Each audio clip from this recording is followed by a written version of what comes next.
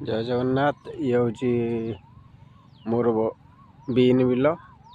Been गछ फूल कषि आसला। ये पाखापाखि मासकर गछ हो गला। गछ गुड़ा पाखापाखि 4 फुट 4.5 फुट हाइट हो गला। ये बीन टा आप जो मैंने न जानते कहे बीन एत हाइट कौन। यहाँ हूँ रंजा बीन।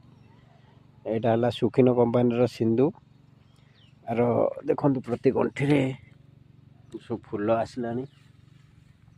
युड़ा सब फूल आसला।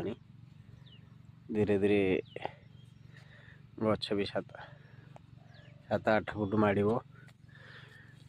देखु यहाँ फूल केमती आसला। साइज फूल आसीगला। तेणु ये रंजा बीन भल अमल भी दौर। पाखापाखि 15 डिसिमिल सप्ताह को आपण 2 क्विंटाल रु 2.5 क्विंटाल अमल करें। ये पाखापाखि 4 मास भी फल। मेडिसिन कम पानी भी कम खाइब। ये शीत दिन रे ही भल हम। ये